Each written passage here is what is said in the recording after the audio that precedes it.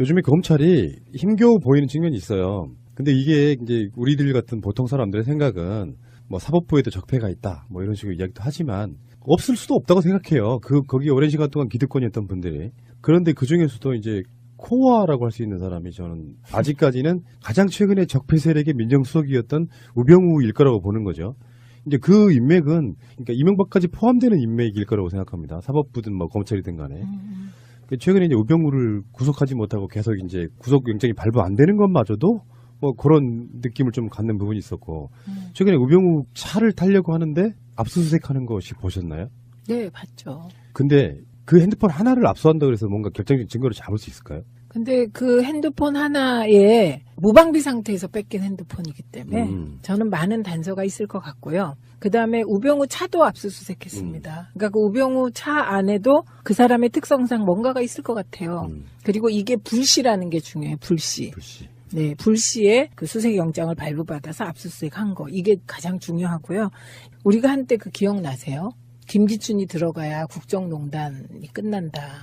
그런데 김기춘이 들어간 이후에도 계속해서 이상한 일들이 벌어졌잖아요. 그러니까 결국은 김기춘의 인맥, 그 김기춘의 맥이 우병우로 이어져서 이제 어느 순간부터 김기춘이 청와대에서 쫓겨난 이후부터 우병우가 청와대를 장악한 것으로 보이고 아주 진짜 우병우가 이렇게 두 번이나 구속을 피한 건요. 전 국민적 번뇌입니다, 지금.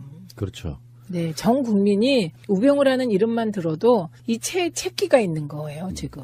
그래서 이번에 소환된다고 하니 윤석열 팀 힘내라 이렇게밖에 말할 수가 없네요. 그러니까 이따가 또 다른 얘기 또 나오겠습니다만 네. 우병우 전 수석에 대한 23차 공판 정말 어리한다. 여기서 이제 이석수 전 청와대 특별감찰관이 증인으로 출석해서 여러 가지 증언을 했는데요. 네. 재밌는 거 많더라고요. 네. 이석수 특별감찰관실이 우병우 전 수석을 상대로 서면 조사를 했지만 그 당시 이야기예요. 네. 우 씨가 서면 조사 용지에 서명 날인도 하지 않고 질문과 답변을 달랑 한 장짜리로 되돌려 보낸 사실이 있답니다. 예, 요 답변의 내용도 예, 답변 내용이 뭐냐면 이 우 수석에 대한 감찰이 얼마나 부당한가를 답변한 거라고 합니다. 그러니까 물어본 내용을 답하지 않고 예를 들면 뭐 아들 꽃보직 특혜 의혹에 네가 무슨 일을 했냐, 니네 가족 정강은 뭐 어쩌고 저쩌고 이거 하나도 답하지 않고 우수석에 대한 감찰이 이게 부당하다는 얘기만 했다는 겁니다. 그러니까 이미 이 정도 되면 우 전 수석은 치외 법권을 넘어 대한민국 꼭대기에 있었던 게요. 박근혜 전 대통령도 구속됐잖아요.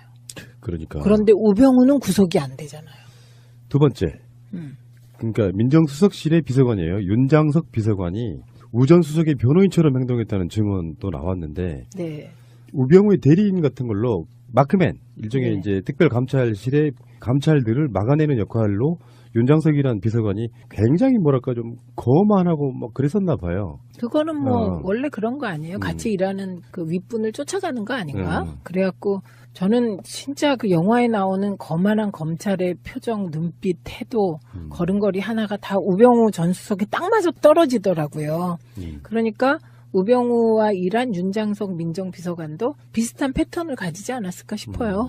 그러니까 당신들 하는 거 불법이야 막 이런 식으로. 네, 네. 아니 이제 특별감찰관실은 또 청와대 밖에 있잖아요. 약간 좀 대리원자식 느낌 그런 거라 실제로 특별감찰관 이런 일종의 민정수석 등의 청와대 비서들한테는 조금 더 위에 있는 조직이어야 그렇죠. 되는데 아래를 내려다보듯 하는 그런 방식으로 대하니 어떻게? 그러니까 그거는요, 실제로 법적인 지위는 특별감찰관이 높죠. 왜냐하면 특별감찰관은 그 우리가 대선 때마다 이게 노무현 대통령님의 수건 사업이기도 했는데 검찰의 권한을 분산시킬 공수처를 두자. 이거는 오래된 논의거든요. 우리가 공수처를 하자. 그러면 저쪽에서 내걸었던 게 상설특검이었어요. 그리고 상설특검하고 특별감찰관 제도를 같이 내걸었다가 상설특검도 특검법이 통과됐는데 유야무야 되고 이게 특별감찰관만 공약으로 이행한 거거든요. 박근혜 정부가. 그러니까 공수처를 하자 뭐를 하자 이러다가 특별감찰관을 두게 됐고 그가 하는 일이요. 박근혜 대통령의 친인척 그다음에 청와대 수석들 감찰하는 거니까 얼마나 센 자리예요. 그런데 우병우 전 민정수석이 더 법적으로는 낮은 지위인데 더 높은 지위에 있었다는 거죠. 그거 왜 그랬을까요? 박근혜 전 대통령이 우병우에게 힘을 실어줬기 때문인 그렇겠죠. 거죠. 네. 그러니까 저는 뭐 이게 좀 너무 이제 확대 해석일지 모르는데 진짜 문재인 대통령 이분은 하늘이 도와요. 보실래요? 최근만 보면. 결과적으로 그렇다는 거예요. 네. 세월호 6.25 은폐가 나왔잖아요. 네. 그러니까 막 자유한국당 같은 야당들이 공격을 했죠. 웃기죠, 그게. 근데 음. 사회적 참사법은 반대할 수가 없잖아요. 그렇죠. 그러니까 그게 통과되고 지금도 지금 공수처에 이제 논란이 막 시작되고 있는 타이밍인데 이런 이슈가 좀 터지면은 네. 그러니까 공수처 만들자고가 되더라고요. 그렇죠. 그러면서 굉장히 기가 막힌 게 뭔가 있어요 보면. 네. 하늘이 돕는다는 갑자기 우주의 기운이 간절하면 우주의 기운이 그 우주의 기운은 인이 원래 기운이 그런 것 거예요? 같아요. 그러니까 박근혜 전 대통령의 그 모든 말은 인이에게 통하는. 그게 예언하신 분이지. 그렇지. 예언자. 간절히 원함이 이루어지는. 네, 그게 다 이쪽으로. 이게 결국 민심과 통했다, 뭐 네. 이런 건데요. 지금 공수처 얘기하셨으니까 잠깐만 짚고 넘어가면 저는 정말 자유한국당의 논리가 무논리라고 생각을 해요. 왜냐하면 이렇게 얘기하는 거예요. 검찰은 충견이다. 공수처를 만들어서 맹견을 풀려고 한다. 그런데요, 그 맹견의 대상이 대통령이에요. 그러니까. 네, 그래서 저는 자유한국당은 맹견을 풀어서 대통령을 감시하는데 적극 나서야 될 것 같아요. 그러니까요. 그리고 제가 그래서 심지어 혼자 제안까지 했잖아요. 국회의원 빼자, 공수처법에서. 빼면 되잖아. 그러고라도 해야 돼요, 공수처는. 국회의원은 누가? 그냥 검찰이? 검찰이 하던 대로? 하니까. 예, 검찰이 하기 때문에 국회의원 빼면 되고요. 근데 예. 그게 국민적 감정으로 받아들여지겠어요? 국민적 감정으로 국회가 욕먹죠. 그렇죠. 그런데 말이 안 되니까요.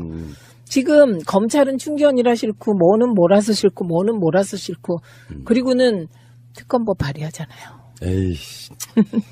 자, 그 다음에 이제 그 우병우 아들 의경에 있어서 뭐 꽃보직 특혜라든지 뭐 이런 이야기가 나왔는데 그게 그런 것 같아요. 청탁을 해당 경찰관이 청탁을 받은 건 사실이지만 누가 청탁했는지 말할 수 없다고 버티는. 이제는 말할 수 있다. 네.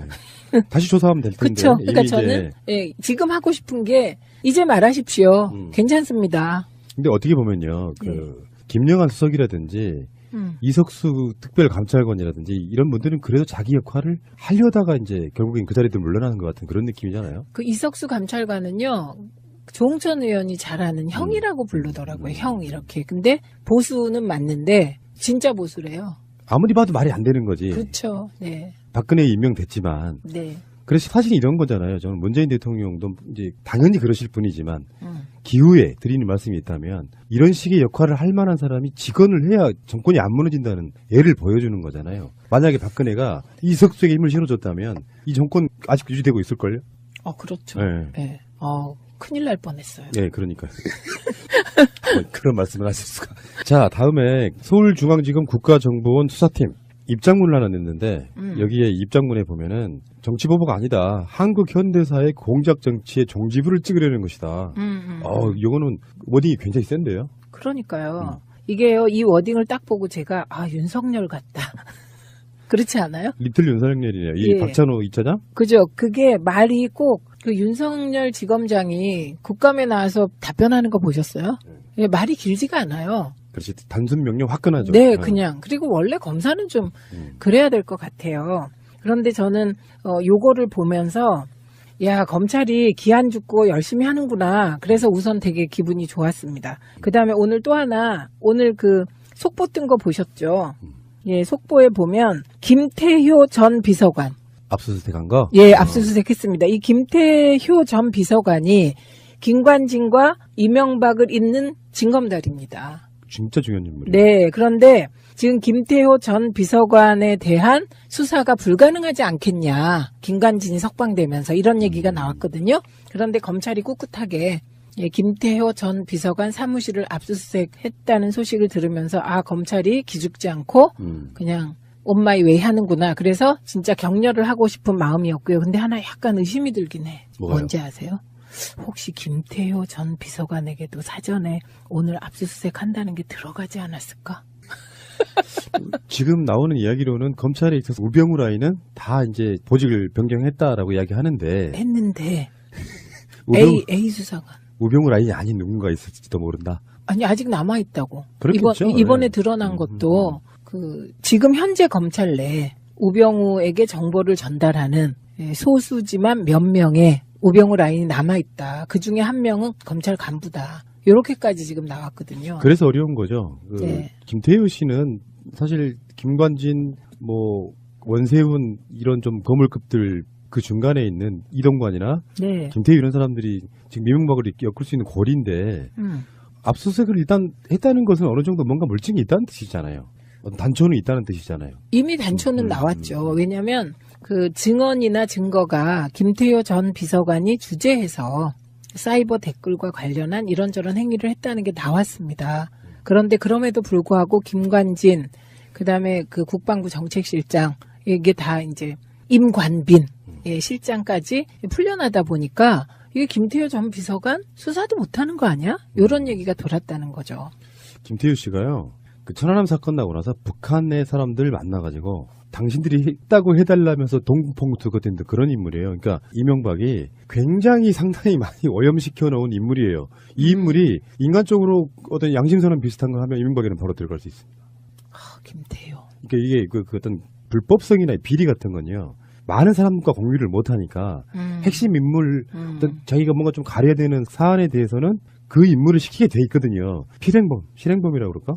실제로 그렇죠. 움직인 실행범. 그러니까 보통 우리가 이제 일을 실행하는 팀장이 있잖아요. 팀장. 그 사업에 그 팀장 비슷한 역할이었던 거죠. 그 수석 정도 지낸 사람들은 좀 힘들다고 보고 비서관 수석이 정도예요? 움직이면 눈에 띄니까. 그러니까. 네. 그러니까 김태효가 지금 굉장히 코어라고 좀 보여지는데 어쨌든 검찰이 정치보복 아니다. 공작 정치의 종지부를 찍으려는 것이다. 이렇게 물론 당연히 이렇게 이야기를 해야 되겠지만 입장문을 냈다고 하는 것은 그만큼 그쪽에서도 시달리는 여러 가지 것들이 있다는 뜻이겠죠. 아, 그렇죠. 네. 그리고 진짜 지금 말씀 잘하셨는데요. 검찰이 이례적으로 이렇게 입장문을 낸다는 거는 우리 맞짱 뜰 거야.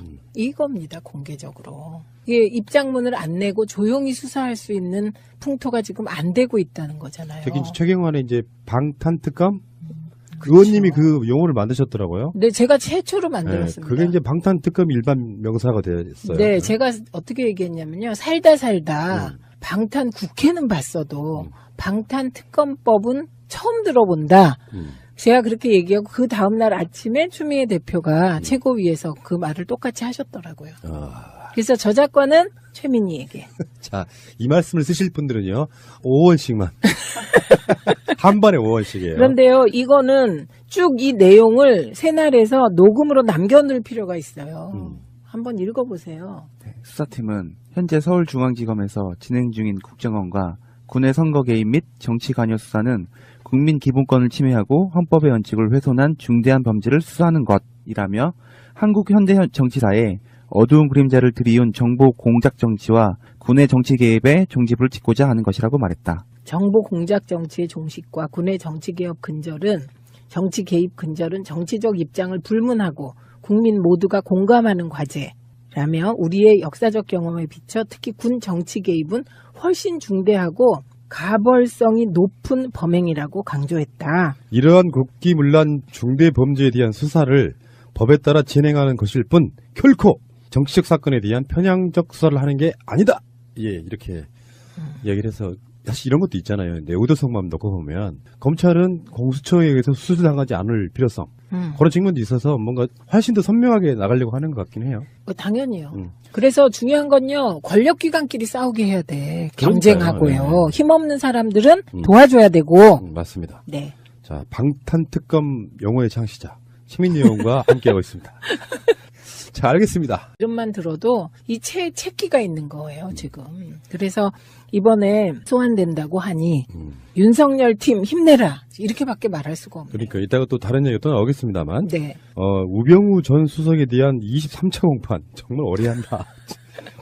여기서 이제 이석수 전 청와대 특별감찰관이 증인으로 출석해서 여러 가지 증언을 했는데요. 네. 재밌는 거 많더라고요. 네. 이석수 특별감찰관실이 우병우 전 수석을 상대로 서면 조사를 했지만 그 당시 이야기예요. 네.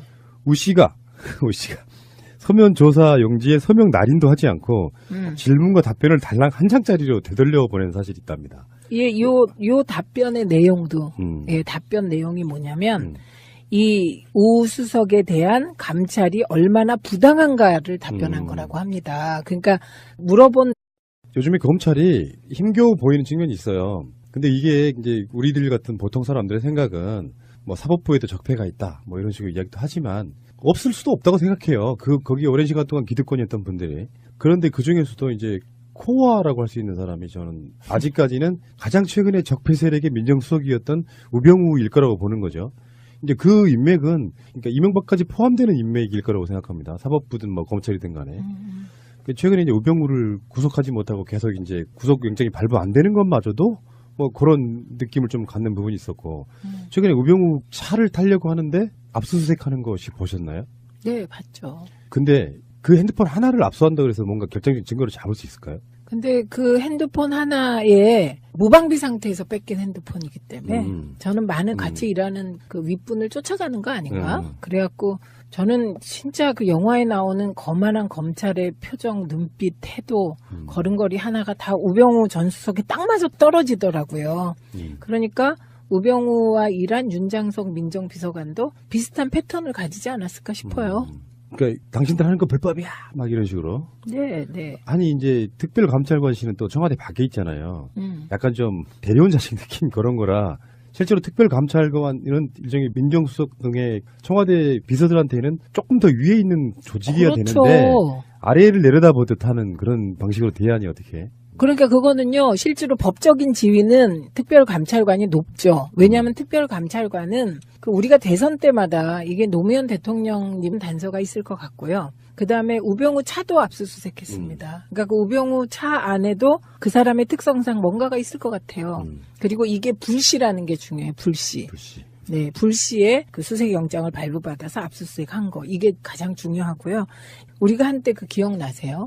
김기춘이 들어가야 국정농단이 끝난다. 그런데 김기춘이 들어간 이후에도 계속해서 이상한 일들이 벌어졌잖아요. 그러니까 결국은 김기춘의 인맥, 그 김기춘의 맥이 우병우로 이어져서 이제 어느 순간부터 이 김기춘이 청와대에서 쫓겨난 이후부터 우병우가 청와대를 장악한 것으로 보이고 아주 진짜 우병우가 이렇게 두 번이나 구속을 피한 건요. 전 국민적 번뇌입니다, 지금. 그렇죠. 네, 전 국민이 우병우라는 이 내용을 답하지 않고 예를 들면 뭐 아들 꽃보직 특혜 의혹에 네가 무슨 일을 했냐, 니네 가족 정강은 뭐 어쩌고 저쩌고 이거 하나도 답하지 않고 우수석에 대한 감찰이 이게 부당하다는 얘기만 했다는 겁니다. 그러니까 이미 이 정도 되면 우 전 수석은 치외 법권을 넘어 대한민국 꼭대기에 있었던 게요. 박근혜 전 대통령도 구속됐잖아요. 그러니까. 그런데 우병우는 구속이 안 되잖아요. 두 번째.